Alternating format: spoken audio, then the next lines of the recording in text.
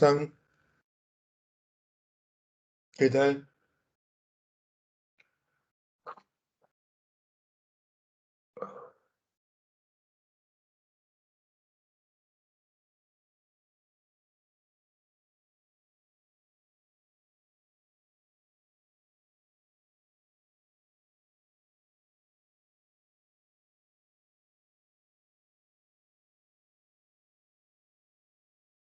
¿Cómo están, chicos? A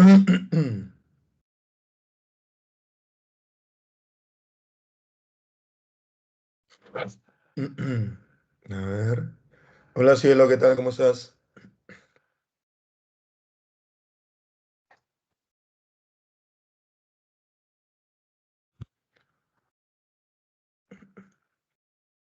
¿Qué tal, jóvenes? Buenos días. Vamos a clase. La clase de hoy va a ser sobre Guerra Fría.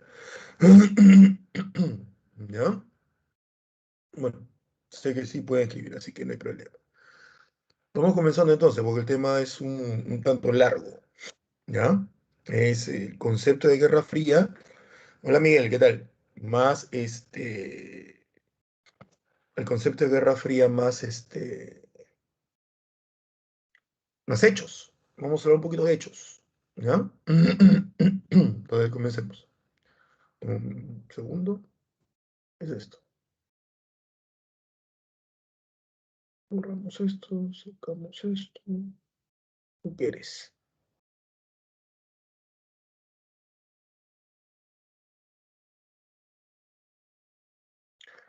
Mucho mejor, tú quieres. Listo. Hola, Teresita, ¿qué tal? Buenos días. Vamos a comenzar. Bueno, ahí tenemos, ¿no? La Guerra Fría. Eh, Como ven ustedes, ven ahí, la Guerra Fría es un periodo que va desde el año de 1945, como dice en esta parte, el final de de la Segunda Guerra Mundial, hasta el año de 1991, que es con la desintegración de la Unión Soviética. Esos son los años en los cuales se desarrolla este periodo conocido como Guerra Fría. ¿Ya? ¿Por qué se le llama Guerra Fría? Bueno, porque tenemos un mundo bipolar, un mundo dividido en dos bloques, en dos polos. Un polo capitalista, liderado por Estados Unidos, y un polo socialista, liderado por la Unión Soviética. ¿Está bien? Entonces, después de la Segunda Guerra Mundial, el líder del socialismo es la Unión Soviética. Hay una cosa que debemos tener claro. Para el siglo XIX había varios tipos de socialismo. Había varias propuestas políticas que lleva el nombre socialismo. ¿Ya? Y una de ellas era el socialismo planteado por Marx. Esa era una de ellas, el socialismo planteado por Marx. Para el siglo XX, el socialismo planteado por Marx es llevado a cabo por Lenin. En el año de 1917, Lenin lo va a llevar a cabo en Rusia. En Rusia. Marx ya estaba muerto para ese entonces. ¿Ya? Marx había muerto en el siglo XIX, perdón. Marx ni siquiera llegó al siglo XX. Y a Marx le hubiera llamado mucho la atención de que su propuesta socialista se hubiera llevado a cabo en Rusia. Le hubiera llamado bastante la atención, ¿ah? Porque la idea de Marx acerca de una revolución socialista, de una dictadura del proletariado, ¿está bien? Él no lo planteaba para Rusia, ni para ningún país parecido a Rusia. O sea, si nos basamos en el marxismo puro, Rusia no debería ser socialista. Rusia, China, Cuba, Vietnam no deberían ser socialistas. ¿Por qué? Porque el marxismo, basándonos en lo que propone Marx, el socialismo se da en un proceso dialéctico propio del desgaste del sistema capitalista. Y para que dicho sistema capitalista entre en desgaste, Lo que tiene que suceder es que este sistema debe haber llegado a su máximo apogeo. Y su máximo apogeo es industrialización, capitalismo radical. O sea, Marx, cuando piensa en socialismo, en revolución, bueno, él piensa en comunismo, ¿no? Y piensa en dos etapas el comunismo que luego se interpreta uno como socialismo y otro como comunismo. Pero Marx no lo propone así. Pero cuando Marx propone todo su pensamiento a mediados del siglo XIX, él no está hablando pues de países como Rusia, como Cuba, ningún país latinoamericano. Él está proponiéndolo para Alemania, para Inglaterra, para Estados Unidos. ¿Está bien? Entonces él lo propone así. Él lo propone un socialismo para países que han llegado a lo máximo de la industrialización. Entonces, el requisito para que haya un país socialista, desde la visión del fundador del marxismo, Carlos Marx, o Karl Marx, era que el país debía estar en su apogeo capitalista. Y esto, por una cuestión de proceso, entraba en crisis. Y producto de esa crisis es que surgía el socialismo, ¿no? No era tan automático, es mucho más complejo, pero lo estoy haciendo de esta manera sencilla, porque el tema no es socialismo. Viene Lenin, viene Lenin, y Lenin considera que Marx no tuvo el tiempo, porque la vida no le dio, para analizar bien la etapa anterior del sistema capitalista, es decir, del imperialismo. Y Lenin que no era necesario que un país llegara a su etapa superior de capitalismo. No era necesario que un país desarrollara todas las fases del capitalismo plenamente. ¿Ya? Bastaba con que las condiciones de explotación, las condiciones de industrialización, aunque sean básicas, y la de abuso de una clase gobernante y explotadora y una clase explotada se den para aprovechar el reclamo y el descontento de la clase explotada y hacer lo que Lenin llamó un salto dialéctico. Es decir, en el caso ruso, Lenin no esperó lo que Marx había propuesto, que hay un desarrollo del sistema capitalista y que dicho desarrollo te genere el socialismo. Vuelvo a insistir, no de esa forma automática, pero no es el tema de hoy. Pero sí es el tema del socialismo porque esto trata de la Guerra Fría. ¿Ya? Entonces Lenin dijo, no, vamos a brincarnos eso. Vamos a brincarnos. Es el momento, es la oportunidad, hay que brincarnos. Y Lenin hace el salto dialéctico. Al momento que Lenin propone eso para llevar a cabo su revolución en Rusia, Lenin cambia todo. Lenin cambia todo, ¿por qué? Porque lo que hace Lenin dio pie a que varios socialistas en el planeta entendieran que no era necesario esperar o desarrollar el sistema capitalista en sus países para luego llevar a cabo el socialismo. Porque la idea era esa, ¿no? Desarrollar el capitalismo para luego, por una cuestión de proceso, desarrollar... No, Lenin les abre la puerta para que ellos puedan realizar la revolución socialista en países con capitalismo no desarrollado, como va a ser el caso que veremos el día de hoy, como es el caso de China, que China industrialmente estaba, mira, si Rusia industrialmente estaba por debajo de Alemania, Inglaterra, Estados Unidos, muy por debajo, China estaba por debajo de Rusia.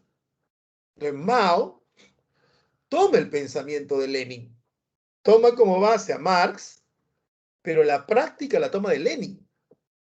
Y Mao, esa práctica de Lenin, esa idea de que no es necesario tener que esperar, Mao lo aplica y lo aplica en una sociedad campesina, porque Lenin llevó a cabo todo esto en una sociedad que, si bien es cierto, no estaba muy industrializada, pero Lenin lo llevó a cabo en ciudades.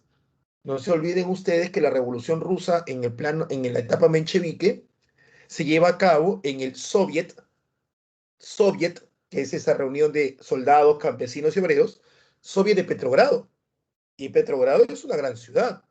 Era la capital rusa en Europa. O sea, Lenin lleva a cabo su revolución en ciudad, donde tiene clase obrera. Mao hace una modificación más. Mao lo lleva a cabo en el campo. O sea, si Marx lo traemos con Ouija, Marx diría, ¿qué están haciendo? O sea, no solamente no están llevando a cabo lo que yo propongo en un país con el capitalismo desarrollado, sino que encima este chinito me lo está llevando a cabo en una economía agropecuaria. ¿Qué está pasando aquí? ¿No? Por eso, ahora que estamos en esto de las elecciones, las cuales, como ustedes se han dado cuenta, yo no me he pronunciado mucho, ¿no? Porque no creo que sea el momento. Pero ustedes, cuando ustedes escuchan tanto esto que acusan al candidato Castillo de ser prosenderista, ¿no? Y que no sé si habrá pruebas para ello, pero ese no es el tema de hoy. Pero habrán escuchado bastante esto, ¿no? Cuando hablan de Sendero Luminoso, de este grupo terrorista, de este grupo que asesinó gente, hay que decirlo así, ¿ya?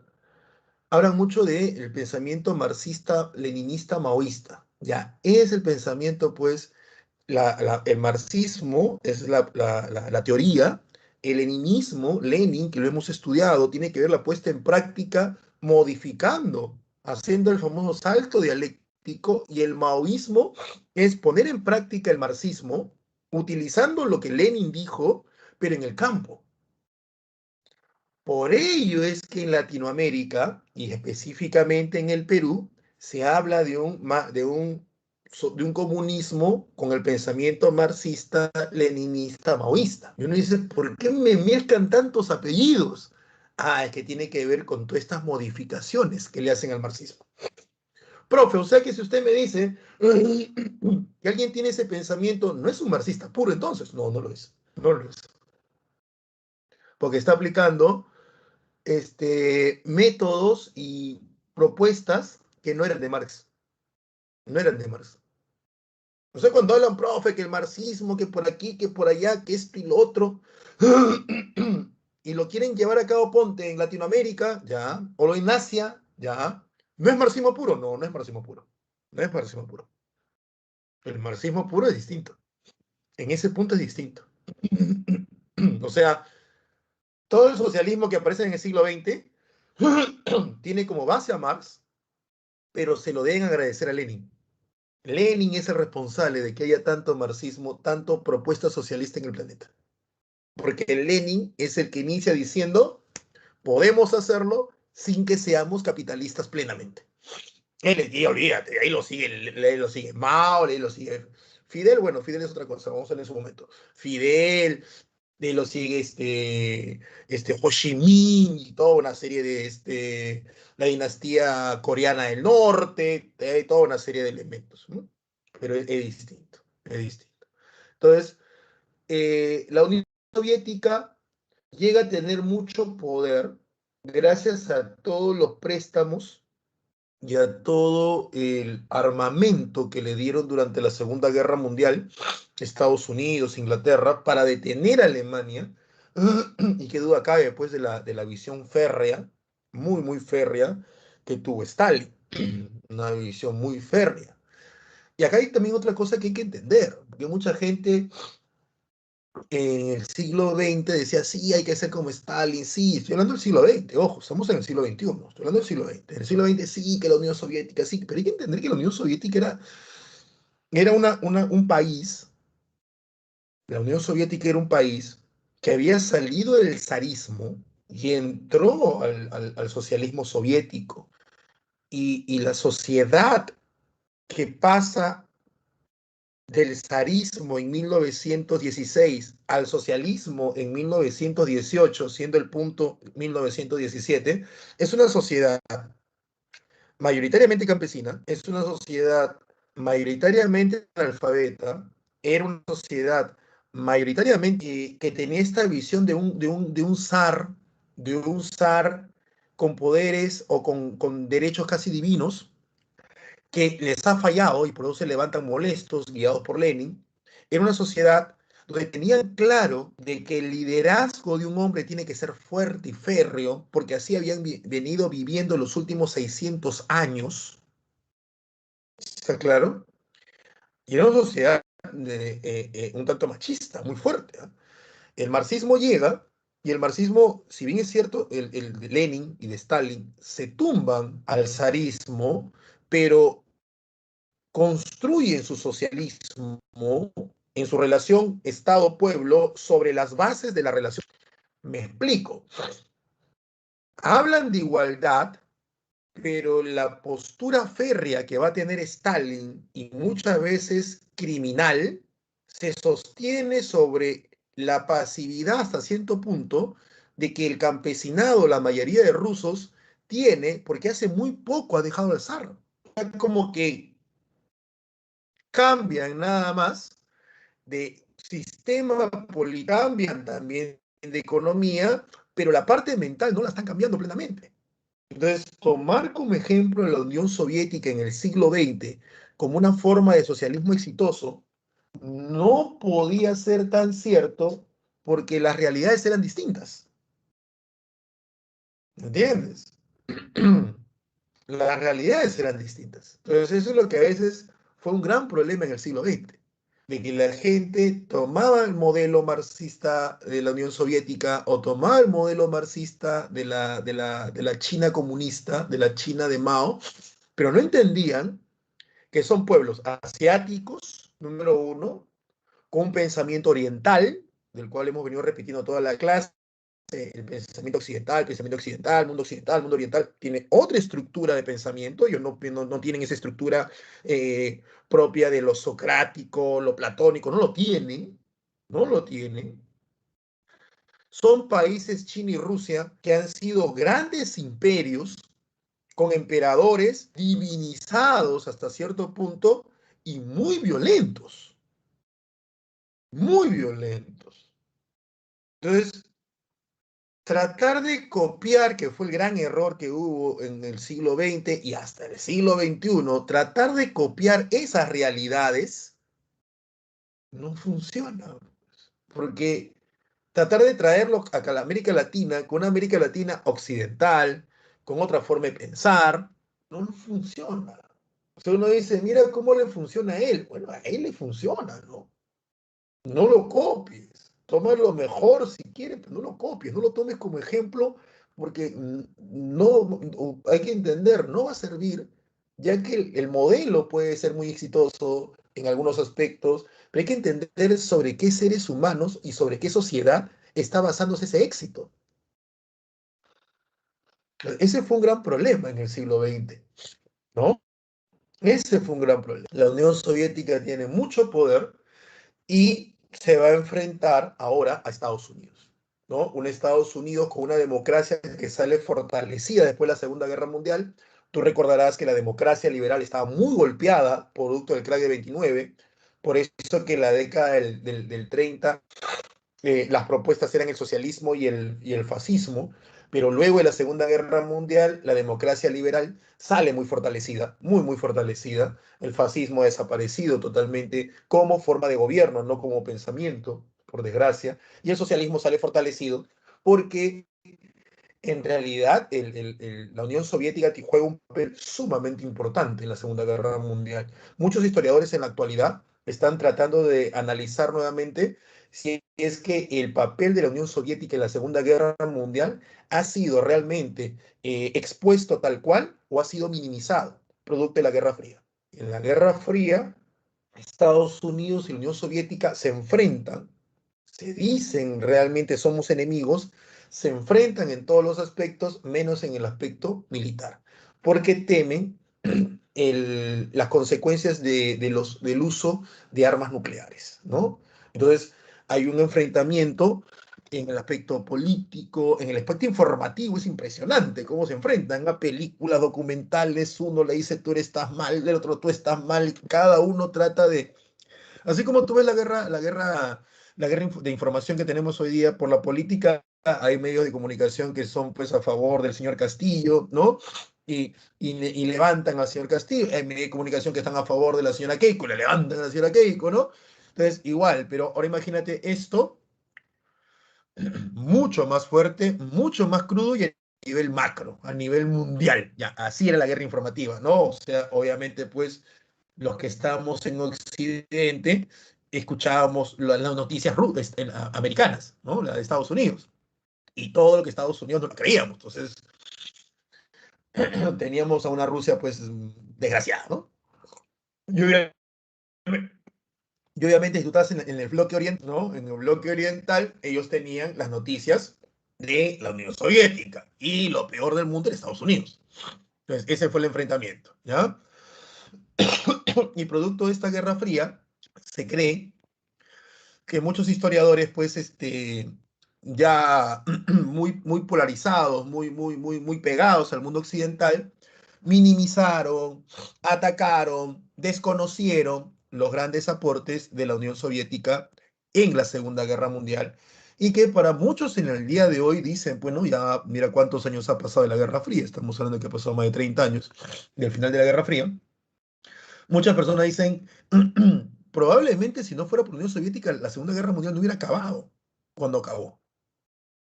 Probablemente. La Unión Soviética juega un papel muy importante en el final de la Segunda Guerra Mundial, ¿no? En la victoria final. Lo que pasa, dicen ellos, los historiadores modernos, los historiadores del siglo XX han sido un tanto mezquinos, ¿no? Con la Unión Soviética, producto de la Guerra Fría. Entonces, mira cómo un evento, una forma de enfrentamiento político modifica también, ¿no? La forma de pensar de una sociedad. Y eso es cierto, ¿ah? Modifica la forma de pensar de una sociedad. Ustedes lo pueden ver ahora, en el Perú actual, ¿me entiendes? Yo vuelvo a insistir, no, creo que ningún profesor está diciendo o está diciendo por quién votar y menos, o sea, por quién va a votar y mucho menos por quién votar, ya es decisión de cada uno. En sala debe haber alguien que va a votar, ¿ya? Yo en algún momento dije, y aún lo digo, yo nunca he votado por los Fujimori, ¿está bien? Pero aún no sé por quién voy a votar, ¿está bien? Aún no sé por quién voy a votar, pero uno tiene que sacar algunos análisis, y uno se pone a pensar, oye, interesante, ¿no?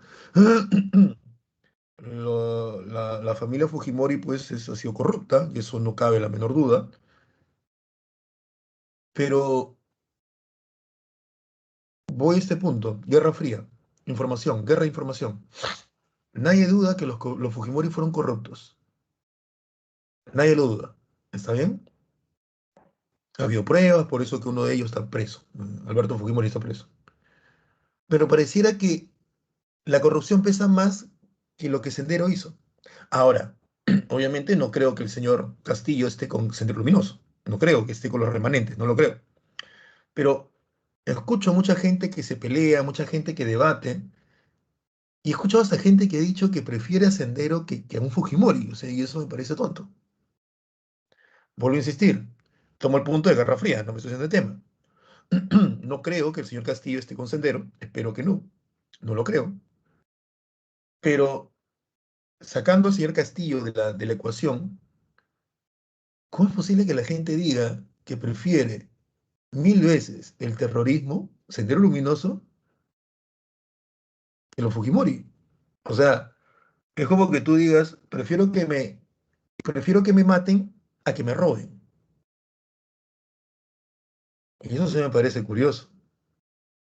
O sea, prefiero vivir asustado, lo que hemos vivido en la época del terrorismo, a que me roben. Vuelvo a insistir, y lo recalco, y esta clase está siendo grabada. No estoy diciendo, y yo no creo que el señor Castillo tenga relaciones con Sendero. No creo, no creo. No estoy diciendo que el señor Castillo sea de Sendero. No lo estoy diciendo, ¿no? Lo que estoy diciendo es cómo la lucha de información, cómo la información modifica un pensamiento, ¿no? En el cual nos han dicho durante 30 años o 20 años que los Fujimori son unos corruptos y eso hay pruebas, no cabe la menor duda. pero durante ese mismo tiempo no nos han dicho qué implicó Sendero. Donde he leído memes, en serio. He leído memes, he leído mensajes de personas a las cuales yo consideraba inteligentes y decían eso. Y digo, ¿tú estás loco? ¿Qué te pasa? Le digo, ¿qué tienes? No, pero que he sido su profesor a veces, ¿no? En algún momento ya son personas profesionales. No, de profe, pero los Fujimori nunca más. Yo te acepto eso, genial, te lo aplaudo, bien, perfecto, te apoyo. Pero no me vas a decir que prefieres hasta el terrorismo al otro. O tú no has leído qué era el terrorismo.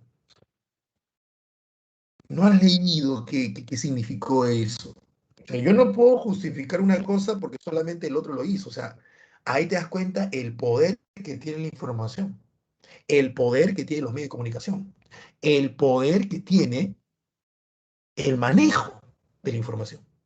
Y en la Guerra Fría, al mundo occidental nos informaron las bondades del capitalismo y las maldades del socialismo.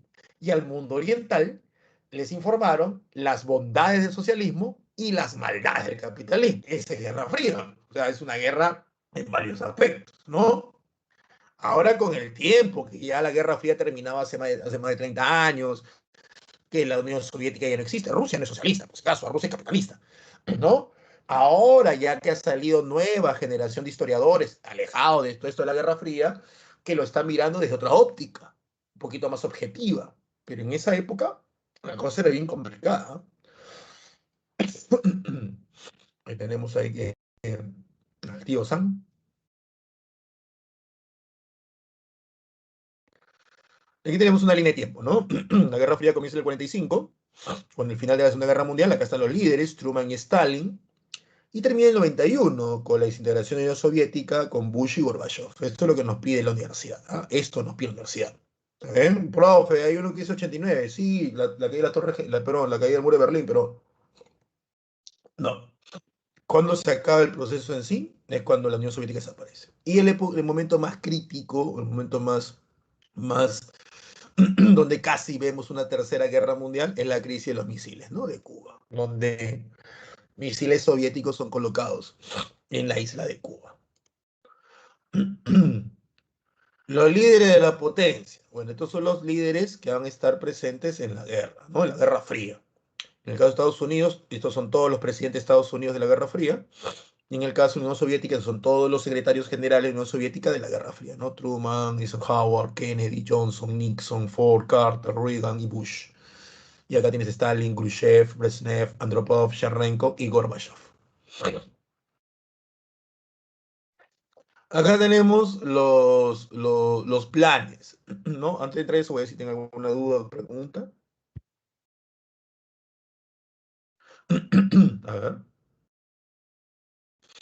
A ver, vamos a ver, buenos días, buenos días. Sí, no, no estamos ahí, no sabemos por quién votar, ¿no?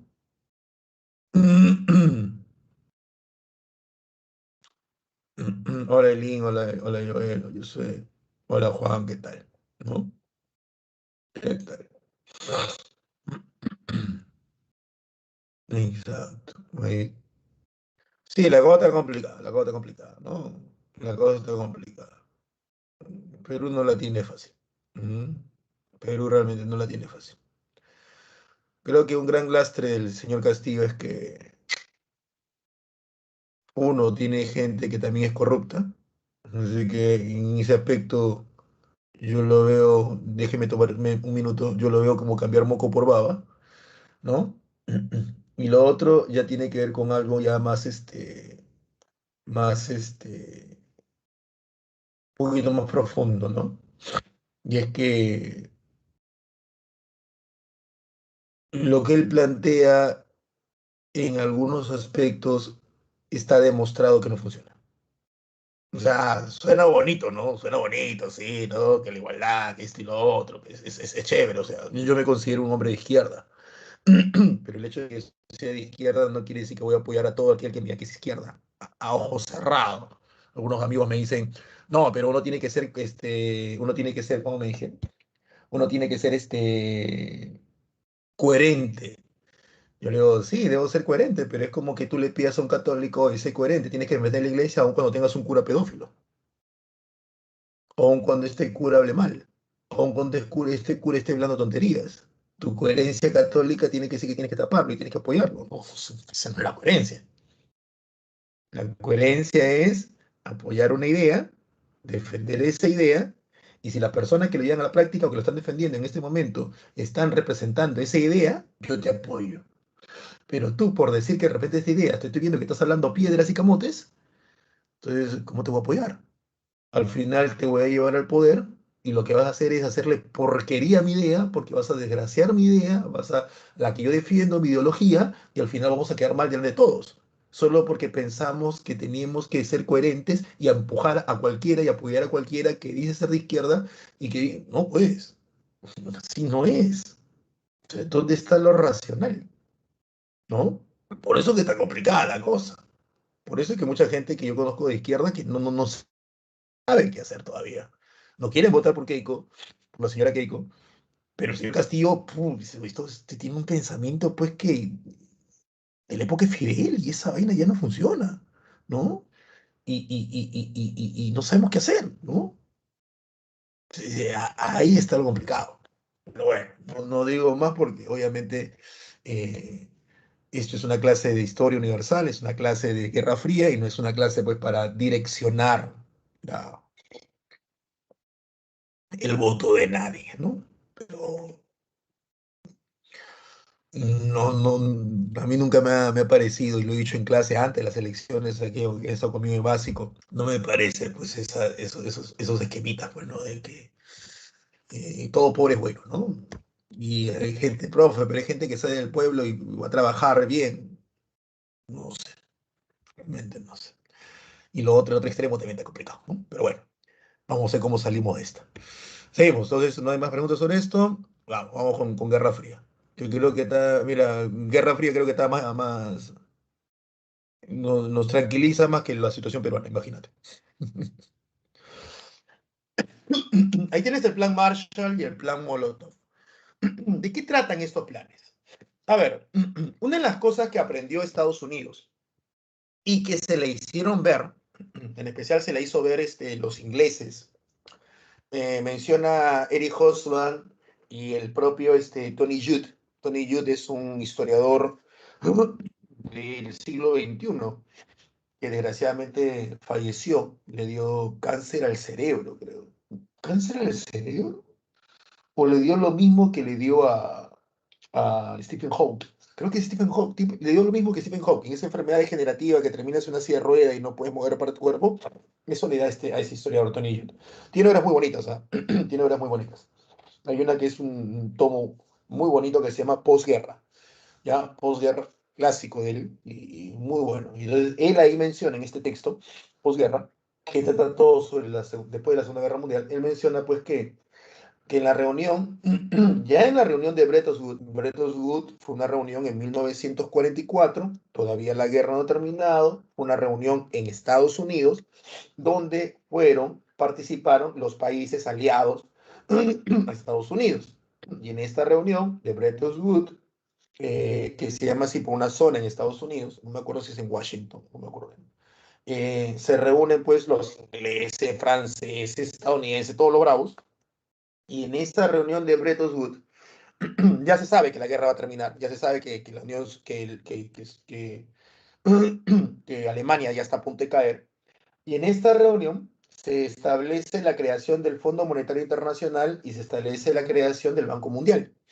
Y además, se establece como valor de referencia, como moneda fuerte, al dólar. El dólar, por ser Estados Unidos la economía más poderosa. Es más, muchos países de Europa trasladan sus reservas de oro a Estados Unidos para que Estados Unidos lo proteja. Porque tú, como sabes por economía, antes el valor de las monedas, el valor de los billetes, del dólar, de la libra, del marco, del franco, distintas monedas se sostenían en el metal. Primero metal oro o metal plata, ¿no? Entonces los bancos de reserva tenían pues el oro y la plata de cada país. Entonces yo tengo en billetes, tengo un ejemplo, ¿no? En billetes tengo 1.000 millones de soles. Un ejemplo, es un ejemplo, 1.000 millones de soles. Es porque yo tengo 1.000 millones de soles, su equivalente en oro. Por eso que yo tengo un papel, al cual le llamamos billete, que tiene un respaldo, que es el oro. ¿Me entiendes? O sea, 1.000 millones de soles en papel, tengo 1.000 millones de soles en oro. Entonces el Banco Central de Reserva te dice, toma este billete vale 100 soles, 200 soles, vale 50 soles, y yo te aseguro que vale esa cantidad, porque acá está mi firma, acá está mi logo, acá está mi sello de agua, y porque yo tengo 1.000 millones de soles en oro. Así era antes, así era a mediados del siglo XX. Por eso que cuando tú ves que tu vecino falsifica billetes, la pregunta es, ¿y quién le da respaldo a ese billete? Era, profe, igual, también nichecito, pero ¿quién le da respaldo? ¿Ya? Con el tiempo, ya a finales del siglo XX, se cambia eso, se cambia, ya no es por el patrón oro, ni por el patrón plata. Ahora es como si fuera bolsa de valores. Como es eso, profesor, ahora tu billete tiene valor no por la cantidad de oro y plata que tú tengas en tus reservas. Tu billete tiene valor porque tu economía como país es fuerte. ¿Se entiende? Si tu economía como país es fuerte, tu billete es fuerte. Ahora, hay billetes que son estables, como el billete peruano, el sol, es estable, porque a nivel internacional, los ojos internacionales dicen que la economía peruana es estable. Entonces su billete tiene valor, pero es un billete que lo utilizamos nosotros, pues no es un billete como el dólar que es a nivel internacional, ¿entiendes? Un billete que tiene mucho valor, también un billete que tiene mucha estabilidad, es, ponte, el marco suizo. Tiene mucha estabilidad, pero ¿quién usa marco suizo? Lo usa así yo nomás. Es un billete muy estable, ¿eh? Muy, muy estable. O sea, profe, yo me compro un par de billetes suizos, sí, ese billete es estable. Ese está, no, no, como uno que te vas a comprar pues, un bolívar venezolano, ¿no? Pues, olvídate, hoy día vale una cosa y a los 2 minutos vale otra cosa. No, allá el marco suizo es muy estable. La pregunta es quién más utiliza marco suizo. No es que yo me voy al mercado y le digo, oye, te compro 2 kilos de papas, sí, no tengo soles, tengo marco suizo. ¿Quién te lo va a aceptar? ¿No? Pues ahí está el problema, lo mismo pasa en Perú. Entonces, tiene que ver como una especie de bolsa de valores ahora. ¿Ya? Por eso es que cuando dicen, no, oye, Perú está medio complicado, que no sabes si van a entrar uno, va a entrar lo otro, que esto y lo otro, y por ahí algunos dicen, ¿sabes qué? Yo pensaba invertir, yo ya no voy a invertir. Yo pensaba hacer, yo ya no voy a hacer esto. Yo pensaba, yo ya no voy a hacer lo otro. Como se detienen inversiones, porque no saben quién va a ingresar, ojo, por ambos candidatos, ¿sí? Porque un señor va a ingresar, todo se detiene, no, por ambos, como la situación está así, ¿qué va a pasar? Se detienen inversiones, yo no, ¿sabes qué? Párame eso, párame lo otro, el dólar se dispara. ¿Por qué se dispara el dólar? Porque ya no voy a invertir. Entonces, el flujo de ingresos, esto le pasó cada vez que hay elecciones, hay elecciones, así que cada 5 años el dólar se dispara. Así que antes de elecciones tú compras tus dólares. Eso te recomiendo, ¿no? Profe, va a haber elecciones en el año 2026. 2025, compra tus dólares. Compra tus dolarcillos, lo tienes guardadito ahí. Comienzan las elecciones, comienza el debut y el dólar comienza a dispararse. Tú, vendo dólares y ya ganaste 1 o 2 soles en barra con la compra. Así es simple, ¿no? ¿Por qué? Porque es eso, ¿entiendes? Del Perú, su moneda es estable hasta el día de hoy, por eso que no hemos cambiado de moneda, no como en la época de la García, y cambiamos a cada rato, porque a los ojos internacionales, de los organismos internacionales, la economía peruana es estable. ¿Ya? Es injusta para muchos sectores del Perú, eso es cierto, pero a nivel internacional nuestra economía es estable. Por eso que nuestra moneda es estable. No es por la cantidad de oro y plata que tenemos, es porque nos ven como una economía estable. Porque existen instituciones internacionales que miden la estabilidad económica de un país. ¿Ya? Y dicen, la moneda peruana es estable, por eso que su relación con el dólar es así. Entonces, ya en esta conferencia Bretton Woods, en 1944, se establece el dólar. Y lo que dice Tony Judd es que en esta conferencia, los ingleses, la comitiva inglesa, la comitiva de Keynes, el hombre que hizo el dejar hacer, perdón, el Estado debe intervenir, ¿no? El New Deal, Keynes le dice a Estados Unidos, no cometan el mismo error que cometieron después de la Primera Guerra Mundial. ¿Y cuál fue el error? Ustedes se convirtieron en la economía más estable del mundo después de la Primera Guerra Mundial, pero ustedes no apoyaron a Europa. La dejaron a Europa a su suerte y Europa tomó caminos bien complicados. Algunos tomaron un camino nacionalista en la parte económica, como fue Francia e Inglaterra, y otros tomaron el camino nacionalista en el plano político, como fue Alemania e Italia. Entonces, la situación después de la Segunda Guerra Mundial, si ustedes como Estados Unidos no hacen algo, la cosa va igual. ¿Cuál es el escenario que le puede pasar a Europa después de la Segunda Guerra Mundial si ustedes, Estados Unidos, no nos apoyan? Primero, que va a resurgir el fascismo. Ya no con el nombre nazi, ya no con el nombre fascismo italiano, va a resurgir nuevamente, porque esa idea no ha sido eliminada. Segundo, la Unión Soviética ya está llegando a Alemania. Era 1944, todavía Hitler no se suicidaba. Ya está llegando a Alemania. Ha tomado casi todo Europa Oriental. Y ustedes saben qué es lo que hace un socialista. Los socialistas tienen un método. Generan crisis en un país para que dicha crisis genere levantamiento popular y ellos lideran ese levantamiento y todo ese levantamiento y ese reclamo se encamina al socialismo. Si Europa sigue en crisis, la gente se va a levantar y los socialistas de cada país van a dirigir ese levantamiento hacia sus propias conveniencias. Cuando después tengas a toda Europa socialista, no te quejes. Vas a tener a toda Europa socialista o fascista. ¿Y qué te va a pasar? Que no te van a comprar. Y si no te compran, vas a tener un nuevo crack. Así se la cantó Marshall, perdón, así se la cantó Keynes de Estados Unidos. Así que, ¿qué decides? Y es por eso que Estados Unidos en 1947 decide un plan de ayuda y rescate a Europa, que es el famoso Plan Marshall, que se llama así porque lo propone el jefe de Estado, perdón, el secretario de Estado de los Estados Unidos, George Marshall. ¿No? Es un plan de ayuda para recuperar la economía de Europa Occidental. El objetivo, número uno, que no entre en crisis Europa y que no sea presa fácil del fascismo, de nuevas versiones fascistas o del socialismo, ¿no? Liderado por la Unión Soviética. Número uno. Número dos, que no se vuelva a dar un crack. ¿Mm? No se vuelva a dar un crack, que lo iba a perjudicar enormemente a Estados Unidos. La Unión Soviética, al darse cuenta de que ya Estados Unidos abiertamente está que hace cosas por él mismo y no lo está considerando, y que esto tenía como condición, el plan Marshall tenía como condición solo ayudar a los países social capitalistas, la Unión Soviética crea su plan Molotov. Que no es lo mismo, ¿ah? O sea, es un plan de ayuda, entre comillas, económica a los países europeos, pero no fue tanta ayuda. Al final lo salió desmontando, lo salió desarticulando sus industrias. No fue lo mismo. Pero lo que sí es que el plan Molotov nace en respuesta al plan Marshall. Luego viene el plan Dosh, que la Unión Soviética sí no tiene un equivalente, porque el plan Dosh está destinado a un solo país, a Japón, ¿no? El, el señor Joseph Dosh se da cuenta de que Japón ya la castigaron, las bombas atómicas, pero que Japón debe levantarse como mercado. Uno, es un mercado interesante, y número dos, Japón está muy cerca de Corea. Y para los años 40, después de la Segunda Guerra Mundial, Corea del Norte era socialista.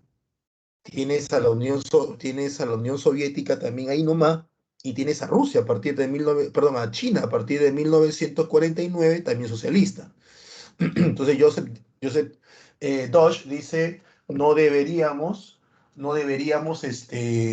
perder Japón. ¿Ya? Eso es lo que dice Joseph Dodge. Deme un segundito, por favor. Si tiene alguna pregunta, hágala.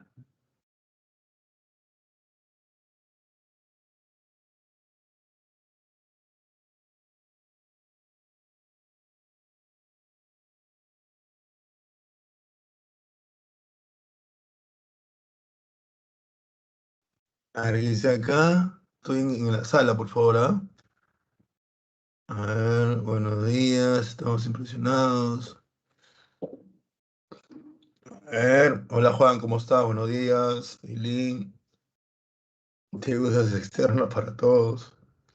Hola José. Sí, nuestra moneda es estable, Joel, ¿no? Desde que se estableció el sol, no hemos cambiado. O sea, 200 soles es la máxima moneda, ¿no? Entonces es estable tu moneda.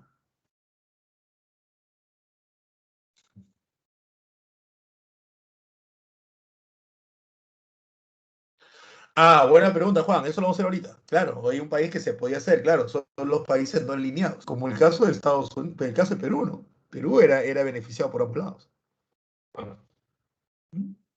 Pero siempre nos pedían, pues, ya decídete, ¿no? Es como que el pata que tiene, o el pata que tiene, pues, dos amigas, ¿no? O la chica que tiene dos amigos, y al final de esa situación media compleja, uno de los dos te va a decir, oye, decídete, pues, ¿con quién te quedas, no? Es así, ¿no? Sí, pero sí hubo, los no alineados. Entonces, ese plan 8, ¿no? Reconstruir Japón, uno, porque es un mercado, y dos, porque Estados Unidos no lo quiere perder, no quiere que caiga en la esfera socialista. Ese plan 2. La Unión Soviética no tiene un plan equivalente, ¿no? El plan Molotov, perdón, es el equivalente al plan Marshall, pero para Europa Oriental, pero en este caso es un plan exclusivamente para Japón. Y la OTAN, la Organización del Tratado del Atlántico Norte, que hasta el día de hoy sigue existiendo, que es un tratado, pues, de defensa militar contra la amenaza socialista. Y es que la OTAN nace en 1949 ante la amenaza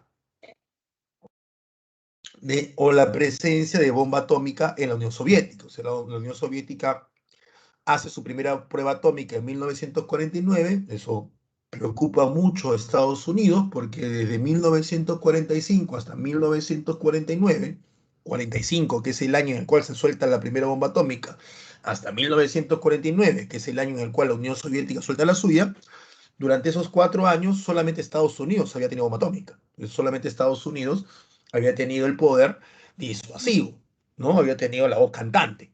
Pero cuando la Unión Soviética le roba los planos de la bomba atómica a Estados Unidos y hace su propia bomba atómica, ya la cosa se equilibra, ¿no? Y aparece el Pacto de Varsovia, que es la alianza militar socialista, ¿ya? Que ya no existe. Ya todo esto, bueno, el Pacto de Varsovia cae con la Unión Soviética. El proceso de descolonización, ¿ya? Es el proceso en el cual varias colonias, varios países de África y Asia se liberan de sus metrópolis que estaban en Europa principalmente, únicamente porque Estados Unidos nunca tuvo colonias. O sea, colonias como las que tuvo Europa, colonias como la colonia india o sudafricana, Estados Unidos no. Estados Unidos no era de gobernar un país, no, no, no. No olvidemos algo. Estados Unidos es una democracia. Entonces tiene que actuar como tal y actúa como tal. Entonces Estados Unidos no es que te invada un país y una vez que te invadía el país, te puse a mi virrey. No, no lo hace Estados Unidos así. En América Latina a solamente un país invadió Estados Unidos, que es Granada. De América, perdón. Después Estados Unidos nunca invadió un país. No tuvo guerra con México, ¿ya? Y en el caso de otros países en otros continentes, lo hace bajo el pretexto de que va a llevarle democracia, ¿no? Lo hace bajo el pretexto de que tienen países que tienen gobiernos dictadores. Y después deja que haya un gobierno nacional, obviamente bajo el poder de Estados Unidos. Pero no es que yo voy, conquisto un territorio, pongo mi virrey, tipo los ingleses del siglo XIX. No, no, el imperialismo del siglo XIX no es el mismo que el siglo XX y XXI.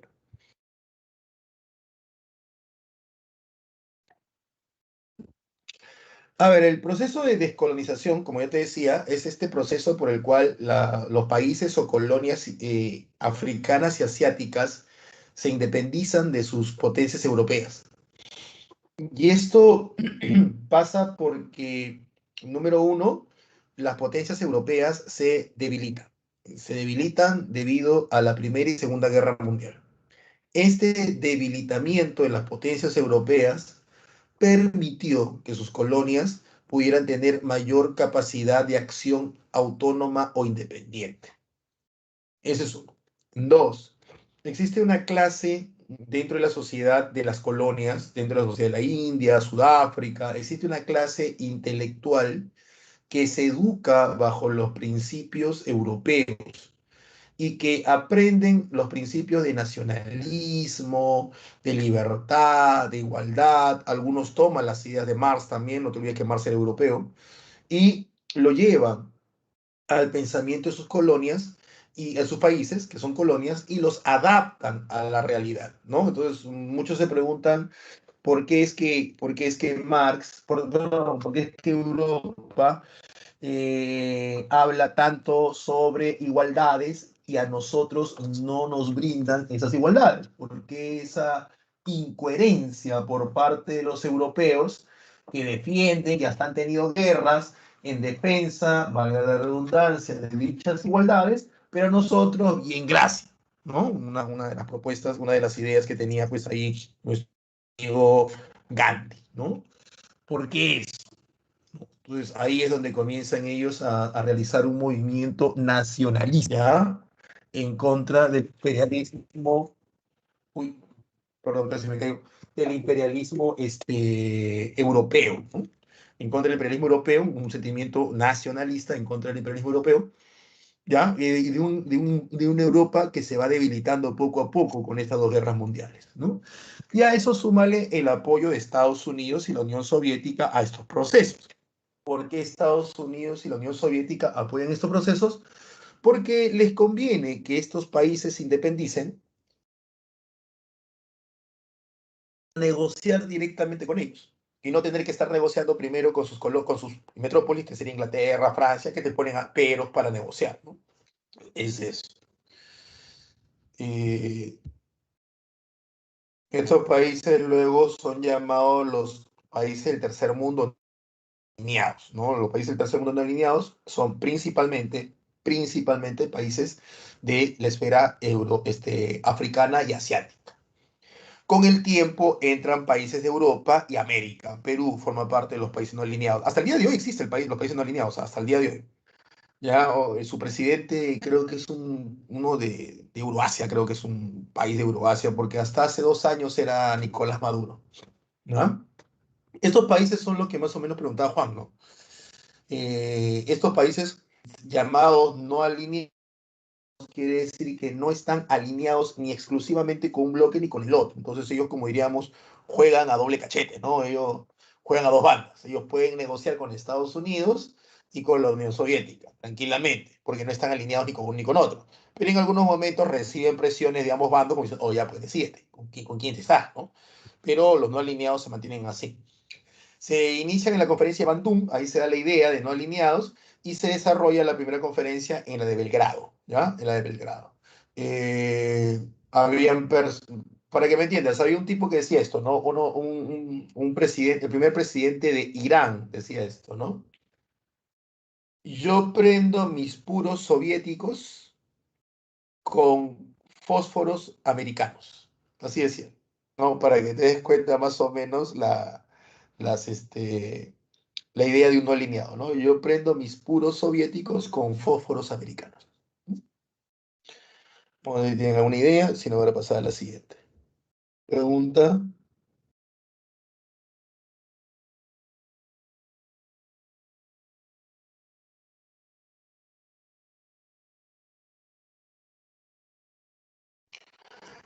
Claro, Juan, como dices tú, ¿no? Con Velasco estuvimos muy pegados a Rusia, pero seguimos haciendo comercio con Estados Unidos, ojo, ojo. O sea, el gobierno de Velasco nos pegamos bastante a Rusia, pero no votamos a Estados Unidos plenamente. ¿Ya? Eso hay que verlo, ¿no? Hay que verlo. Es como el caso de, hay veces que hay medidas socialistas y hay medidas nacionalistas, ¿no? En el caso del gobierno de Velasco, hasta donde yo sé, no me voy a meter en un curso que no les enseño yo, ¿ya? Hasta donde yo sé, Velasco era más nacionalista. Y si un país sale, vuelve a entrar, no sé de casos de un país que haya salido y ha vuelto a entrar. No sé de casos, ¿no? No sé de casos. ¿Mm? Asumo que sí se podría, no es que se cierre, ¿no? Es como el caso de la Unión Europea, ¿no? Inglaterra ha salido, tal vez algún día regrese. ¿Mm? Vamos con la siguiente.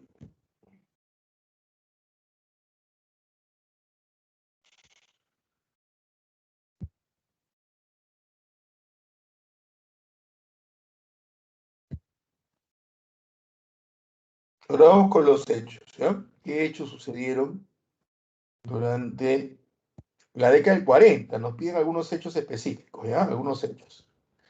A ver, la Alemania de la posguerra. ¿Qué le pasa a Alemania en la posguerra?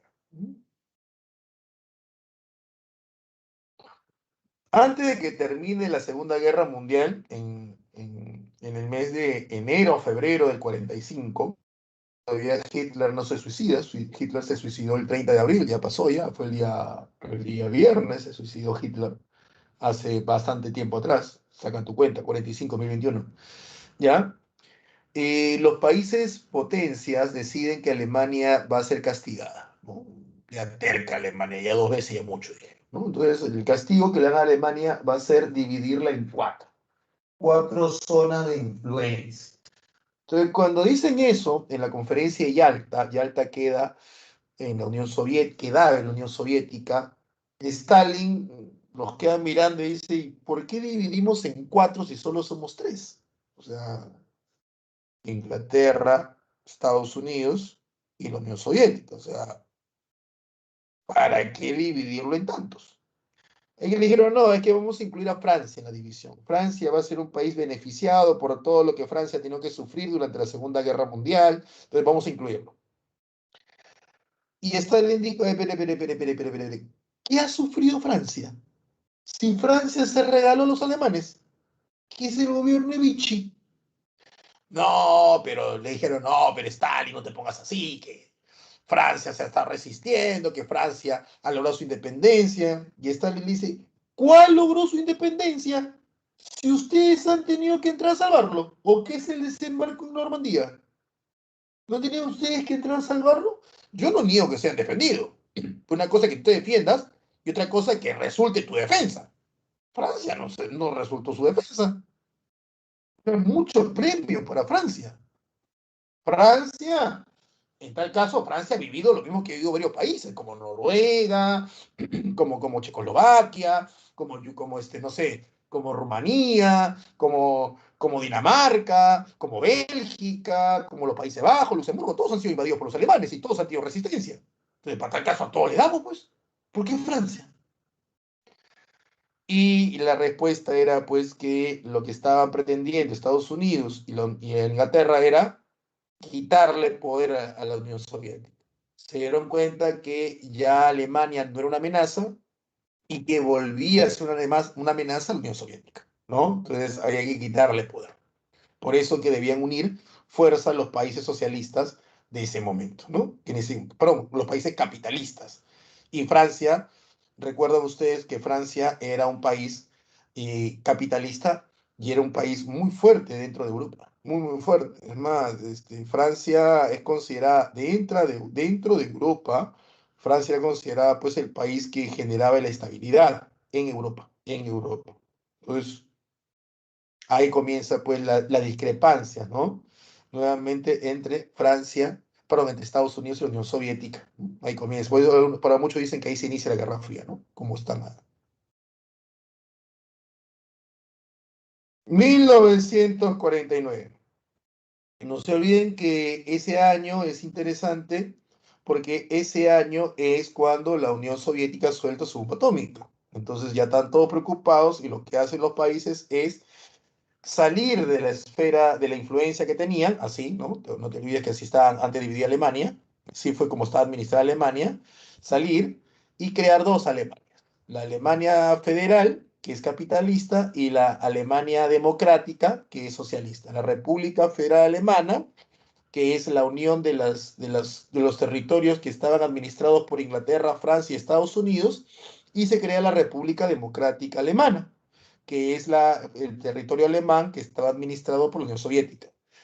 Como Berlín era la capital de Alemania, Berlín la dividen en dos.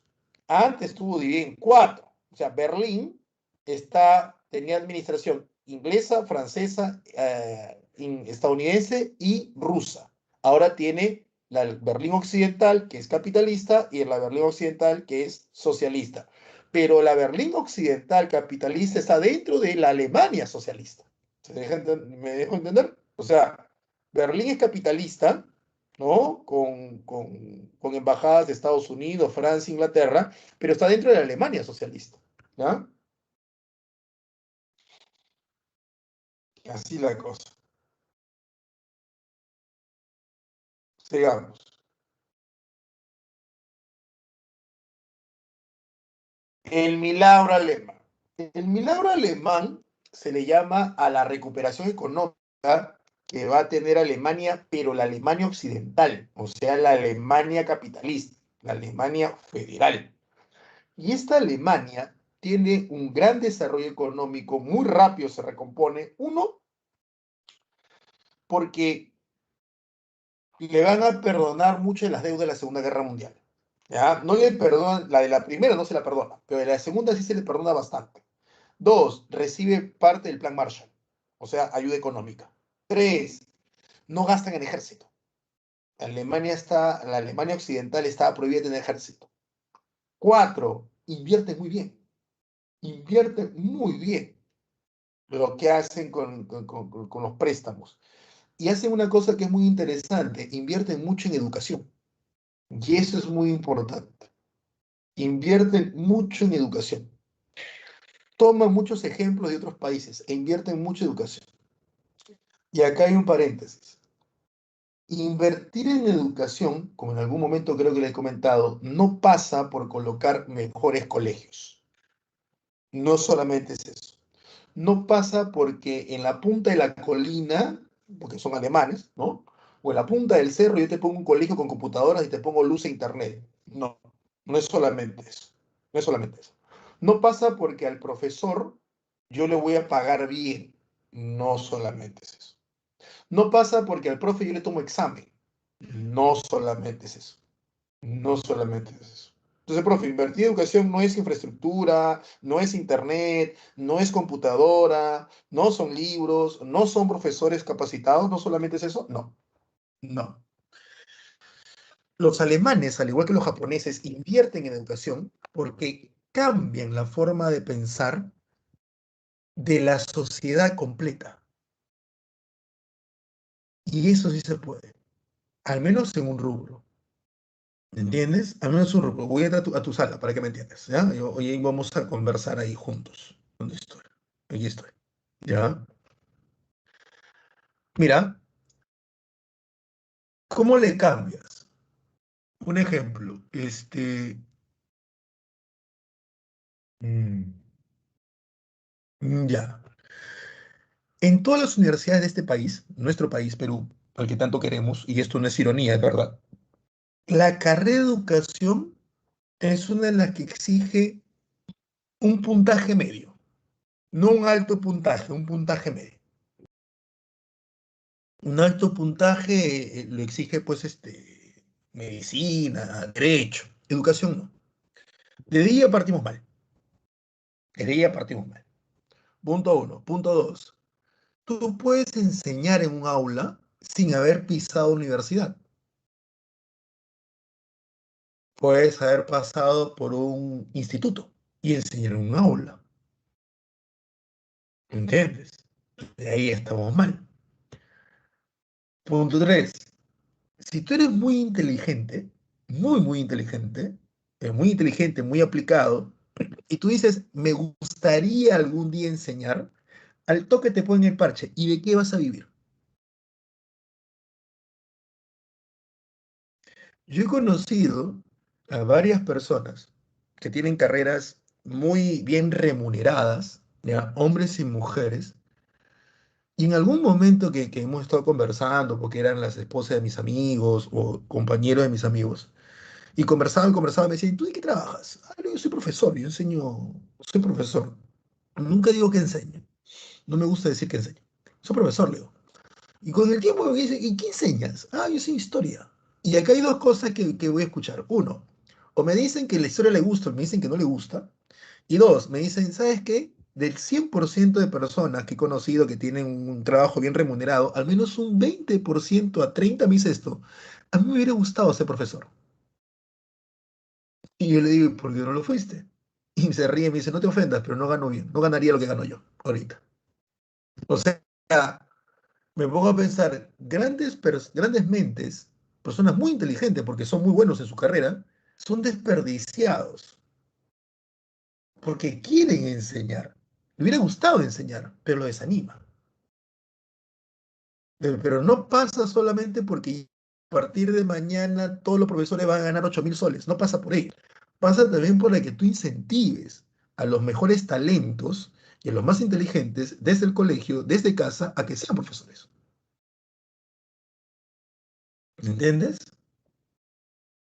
Pero si no los motivas, si el propio profesor le dice, esta chiquita es muy inteligente, tú vas a ser un gran ingeniero, vas a ser un gran arquitecto, vas a ser un gran abogado, un gran médico, y lo estamos sacando, la pregunta es, ¿quién forma a los médicos? Profe, la universidad, sí, pero ¿y cómo entra con esos conocimientos básicos? Marta Hildebrand y el señor Marco Aurelio de Negri una vez discutieron sobre algunos puntos de Mario Vargas Llosa y Marta Hildebrand dijo algo muy simple, que los psicólogos te lo dicen y todos te lo dicen. La primaria básica. La primaria es básica en la formación intelectual de todo ser humano. Básico. Inicial y primaria son básicos. Esos son los pilares de la educación. Los pilares. No solamente lo que vas a aprender, sino cómo vas a aprenderlo. Y la motivación con el cual vas a aprenderlo. Es básico. Y los alemanes y japoneses se preocuparon bastante en su educación primaria y inicial. Y le cambiaron la mentalidad a su gente. Ser profesor no es un trabajo no solamente mal remunerado, sino mal reconocido. Ellos cambiaron eso. Tampoco es que tú te vas a Alemania y vas a tener ese profesor y vas a ganarte pues el soldazo que ganas más que un abogado, pero no ganan mal. E incentivan, motivan a las grandes mentes a que sean profesores. Porque la cosa es bien simple. ¿Quién le enseña matemáticas? ¿Quién le enseña regla de tres simple? ¿Quién le da el gusto? Ah, acá es al revés. Aquí es al revés. ¿Mm? Aquí me acuerdo de una vez yo enseñé en un colegio, años enseñé en un colegio. Y cuando recién comenzamos a enseñar, permíteme que tome este paréntesis para mostrarte. Y un alumno se para, estábamos todos separados para saludar todo, y uno se para y me pregunta, profe, ¿usted qué ha estudiado? Y es la primera vez que voy a decir que estudio, ¿ah? ¿Qué he estudiado? ¿Ah? Yo no soy de decir que estudio, no me gusta decir que estudio. No me gusta, ¿por qué? Porque yo prefiero que la gente me califique y que la gente, que mis alumnos me califiquen por lo que les estoy enseñando, no por los títulos que tengo. ¿No? Yo no soy partidario de ingresar a una pizarra y colocar licenciado tal, magíster tal. Decirte, yo que pisé esta universidad, yo pisé esta otra. No, no, no. No, no. A mí lo que me gusta es que tú, en la cancha, en este caso, en esta cancha virtual, tú digas, ese profe algo me está enseñando. Ese profe algo sabe. No es que yo vaya de arranque a tratarte de, entre comillas, impresionar diciéndote, yo estudié aquí, yo estudié allá. No. ¿Me entiendes? No. Tener títulos no necesariamente quiere decir que sepas mucho. Pero bueno, este chico me dice, profesor, ¿usted qué ha estudiado? Pero ¿por qué? "Pues, pero no puede ser. Yo le digo, claro, pero yo estudié historia pura en la Universidad de Villarreal. Y de ahí estaba aburrido porque solamente trabajaba y no leía, y me puse a estudiar pedagogía en San Marcos. Ambas carreras obviamente culminadas. Y de ahí he culminado, aunque todavía me falta la tesis, he culminado el posgrado de maestría, también en historia, porque yo soy terco, todo me gusta historia, en la PUC. Él me dice, por eso usted es historiador, ha estudiado también pedagogía y tiene culminado los estudios de posgrado o de maestría en historia, sí. Y me dice esto, y alumno de colegio, por eso, ¿y qué hace dedicándonos a nosotros? Y yo lo miro, le digo y me río, pero me río en buena onda, le digo, o sea, tú no te consideras digno de estar parado frente a mí. Y le cambié porque el chibolo, yo entendía su forma de pensar. Bueno, buen chico, ¿ah? Es como decir, profe. usted tanto, entre comillas, tanto sabe y qué hace en el colegio. Le digo, ¿qué? ¿No te sientes digno? ¿No te sientes que debes estar conmigo parado frente a mí? O sea, si tú consideras que yo sé, sí, profe, usted sabe, entonces ¿no te parece que deberías aprovechar lo que sé? ¿No te parece que deberíamos estar lo que un poquito sabemos enseñando en el colegio y no solamente irnos a la universidad a enseñar y que ustedes se queden, pues, tal vez con profesores que sepan un poquito menos? ¿Me dejo entender? Entonces, en el Perú tenemos una visión distinta. En Latinoamérica tenemos una visión distinta sobre educación. Y es por eso que estamos un poco complicados. Los alemanes cambiaron eso. Los alemanes cambiaron eso. Pero ojo, los alemanes lo cambian ¿en qué sentido? En el sentido de que todos leen. La capacidad de lectura de una familia alemana promedio es de al menos un libro todos los miembros de la familia al mes. Al mes. La inversión del presupuesto familiar en textos, ya sea textos impresos y textos digitales, es de al menos el 5 a 10%, el 5% del presupuesto familiar. O sea, toda la familia te lee, aunque sea un libro, no sé, pues un libro de novelas, cuentos, pero toda la familia te lee.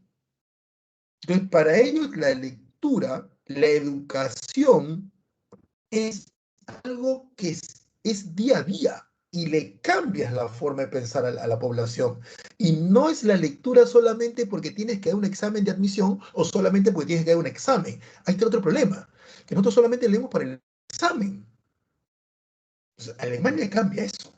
Japón también lo cambia. Entonces, su educación es tan buena de ellos. Es muy, muy buena.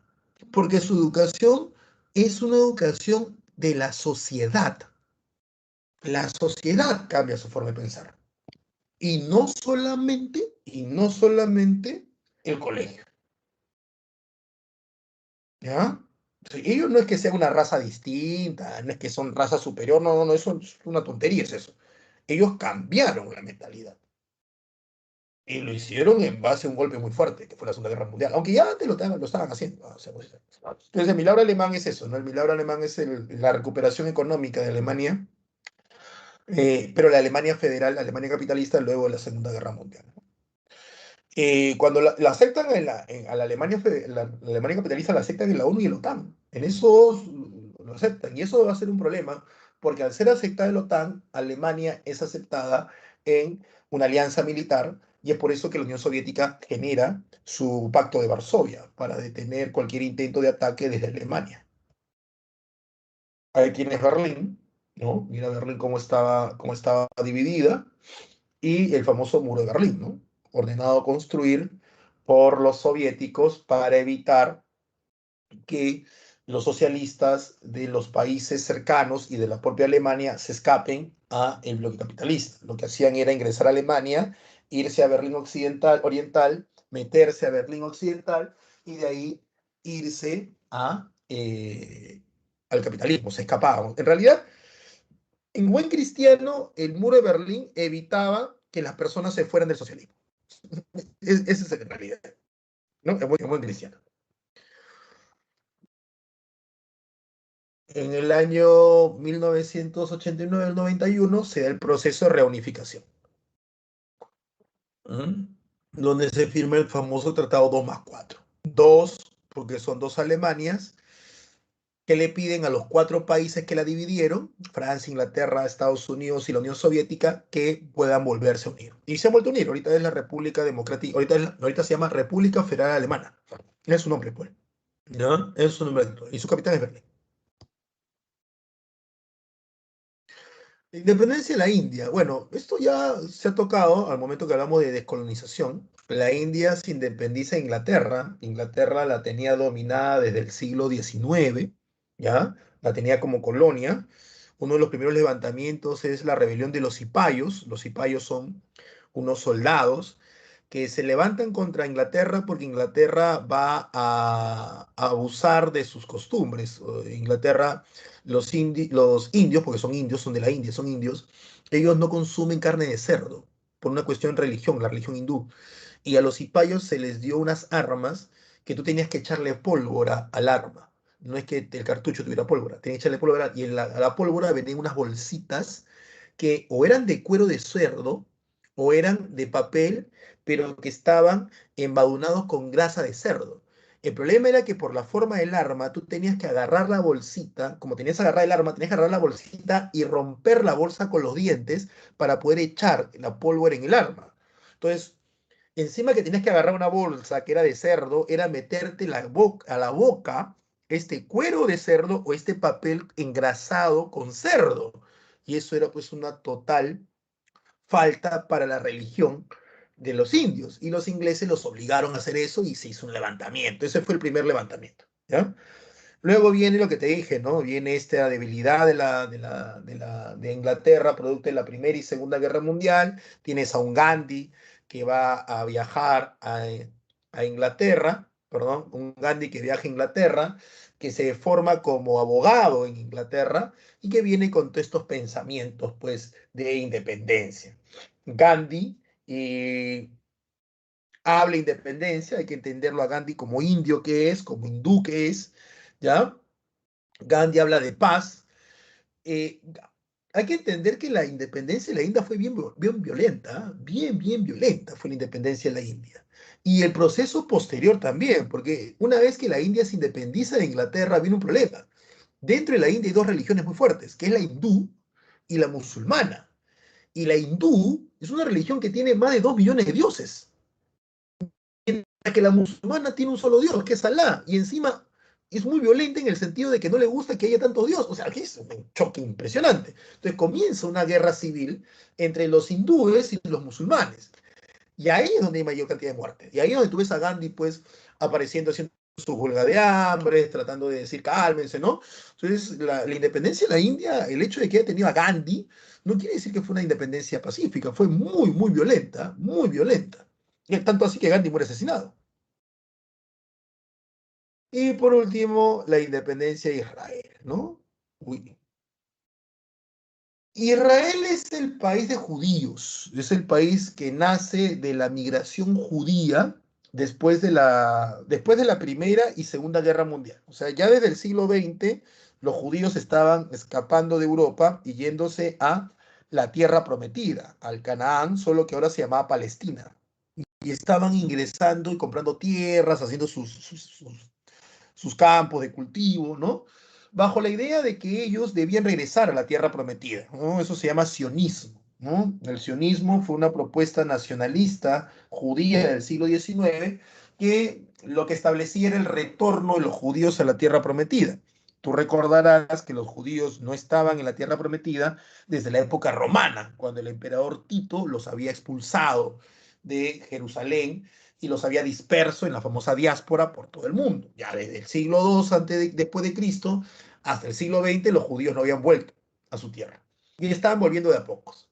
Pero después de lo que pasa con los nazis, la migración judía europea es muy fuerte y comienzan a llegar a la tierra prometida, pero como ya te dije, era Palestina la tierra prometida. Y el punto es que Palestina era un país árabe y es un país musulmán. Entonces comienzan los choques entre los judíos recién llegados, que son esos, son judíos, son hebreos de origen judío, y algunos no eran hebreos, eran judíos nada más, contra los árabes musulmanes. Entonces, en este choque, la ONU decide dar una solución. ¿Y cuál es la solución? De que se parte el país en dos, como tú lo ves ahí, y que un sector sea para los judíos y otro sector sea para los árabes. Un sector va a llamarse Israel, que es para los judíos, y el otro sector se va a llamar Palestina, que sigue siendo el mismo nombre, que es para los árabes. La cosa se pone bien complicada porque encima los palestinos son los descendientes de los filisteos. Y tú bien sabes por la Biblia que filisteos y hebreos no se han llevado bien históricamente. En la Biblia se han parado matando, Sansón y todo lo demás. Entonces comienzan las guerras. Porque muchos países árabes, ya, muchos países árabes no estaban de acuerdo con que naciera un nuevo país sobre territorio de un país hermano. Muchos países no estaban de acuerdo y comienzan una guerra. Son cuatro las grandes guerras. Ahí tienes la del 48, que es la primera guerra árabe-israelí, la del 56, que es la segunda, la del 65 y la del 73. Las cuatro guerras las ha ganado Israel. Las cuatro las ha ganado Israel. ¿Ya? Y en ese proceso de victoria de Israel, cada vez Palestina se iba reduciendo más.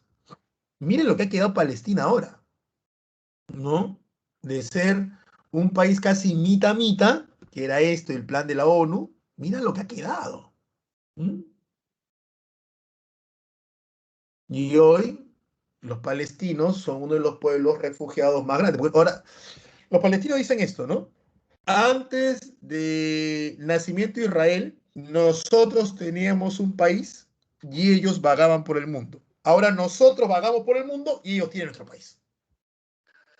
Profe, ese no es el país que ha salido en las noticias de que ya han vencido el COVID, que ya se han quitado la mascarilla. Sí, ese es Jerusalén. Es Israel, es Israel. ¿Mm? Ten en cuenta que también ellos han actuado bien, ¿no? Han actuado rápido, han comprado Kamasusi, han comprado oxígeno. Ellos tienen otra forma de pensar. Y aparte que tampoco no son muchos, pues creo que los israelíes en su país son 10 millones. Es más o menos lo que somos la cantidad de limeños, ¿no? 10 millones. ¿No? Pero han actuado muy rápido, ¿ah? Han actuado muy rápido, han comprado las vacunas a un precio mucho mayor del mercado, ¿ah? Si han comprado las vacunas, olvídate, ellos lo han comprado 2 veces más caros, pero ellos tienen esta lógica, comprar vacuna al precio doble para que me llegue todas las vacunas y poder vacunar a mi gente, a tener que meterlos en cuarentena, ¿dónde pierdo más? ¿Comprando el doble o un día de cuarentena? Olvídate, un día de cuarentena, dicen ellos, me cuesta más que todas las vacunas, así que yo mejor prefiero pagar esto y que todos me salgan a trabajar, ¿no? Lo que se han hecho los israelíes es cerrar las fronteras. Es decir, nadie me entra, nadie. O sea, los que estamos aquí sabemos que estamos inmunizados, sí, ya, entonces nadie me entra. Y los israelíes, sí, estos sí meten bala como no tienes idea, no creen nadie. Bueno, chicos, voy a darte las claves de tu, de tu semana y ya pueden después pasar a la práctica. Si tienen alguna pregunta, obviamente, háganla, háganla. Lo rico de Guerra Fría es que tiene un montón de temas, ¿no? Lo complicado de Guerra Fría es que tiene un montón de temas. O sea, hablamos de muchos temas que no hemos hablado, pero lo complicado es que son muchos. ¿Mm? A ver, ¿dónde estoy?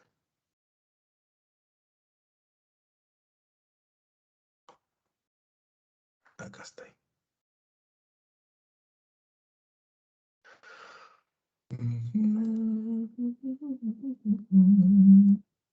Ellos ya salen sin mascarilla. Creo que hasta pueden ir a ciertas actividades. A ver, inició la Guerra Fría, fin de la Segunda Guerra Mundial. ¿Dónde estás? Aquí estás. Países líderes de la Guerra Fría. Los líderes de la Guerra Fría, Estados Unidos y Unión Soviética. Listo, cerrado. Hecho, por aquí. Hecho que finalizó la Guerra Fría, la desintegración neosoviética. Ahí está. Listo. Es un país no alineado, la India, ¿no? Es un país asiático. Conferencia de Bandung se relaciona a los no alineados. Ahí nace la idea de los no alineados. Alianza Militar Capitalista, la OTAN. Es la Alianza Militar Capitalista. Plan de ayuda económica para la reconstrucción de países europeos capitalista. Plan Marshall. Si fuera socialista sería Molotov. Presidente de Estados Unidos con quien se inició la Guerra Fría. Con el presidente Truman. Recuerda que Roosevelt había muerto ya a inicios de abril. 12 de abril muere Truman. Roosevelt, perdón. Periodo denominado Guerra Fría se inició tras el intento de tomar los Balcanes, negativo de la unidad apoyar la construcción europea, reparto de Alemania, culminación de la segunda. Acá está la prueba.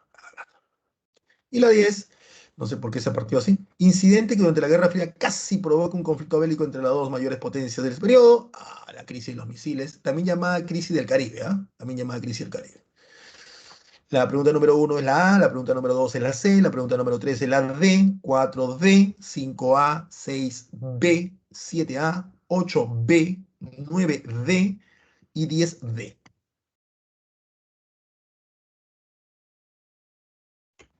En realidad los palestinos comenzaron a ingresar sin permiso.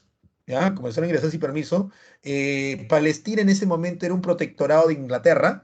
Inglaterra no sabía qué hacer y luego la ONU establece que haya dos países. Ujú. Hay una novela muy bonita, yo la recomiendo, porque no solamente te habla sobre la construcción de Israel, sino que además te cuenta la historia de los judíos, más allá de la Biblia, ¿no? Y tú vas a entrarte mucho. Así se llama la novela, yo la recomiendo, yo la leí. Hay una película, ¿ya? Sobre esta novela hay una película, pero obviamente las novelas siempre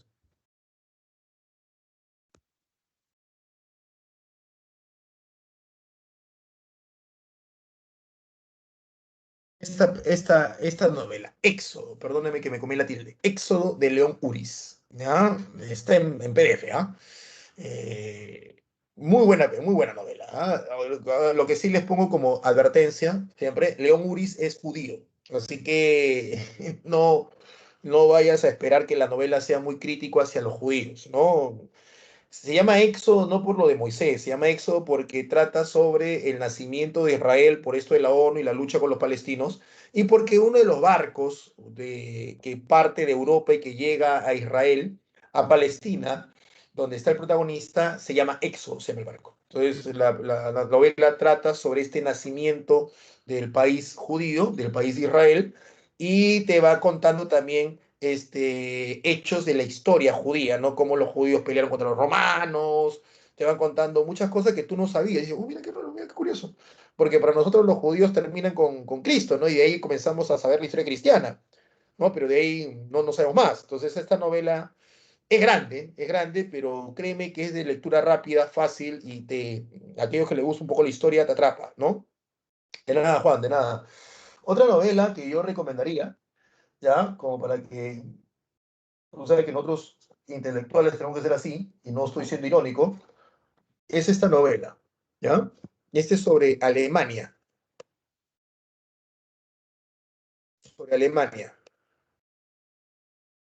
ambas.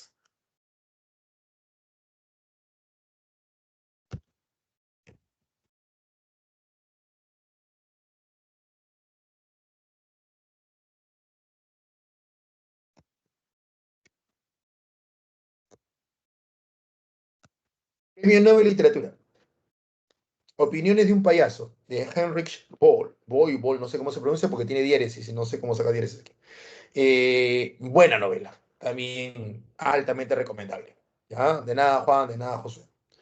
Esta novela, Opiniones de un payaso, trata sobre una crítica a la sociedad alemana post Segunda Guerra Mundial, ¿no? Es un payaso, que tú sabes que en Europa los payasos son bien considerados, que él ante una situación personal comienza a criticar a su entorno y en esa crítica a su entorno hace una crítica a los católicos, a los luteranos, a los nuevos alemanes, los nuevos ricos, critica a los nazis que se volvieron no nazis, o sea, muchachera, te desnuda la sociedad alemana post Segunda Guerra Mundial, muy buena esa novela. Premio Nobel de Literatura. Así que aquellos que les guste leer un poquito más con novelas, y creo que también está en PDF. Creo que también está en PDF. De nada, José. Listo, Marjorie. Listo, Juan. ¿Ya? Si pueden, léanla. Éxodo sí hay película que yo sepa, nunca la he visto. Así que no sabría decirte qué tal es. Y de opinión un payaso creo que no hay, ¿ah? Listo, José, listo. Siempre lean, siempre lean. Siempre busquen en que leer algo. Listo, Joel.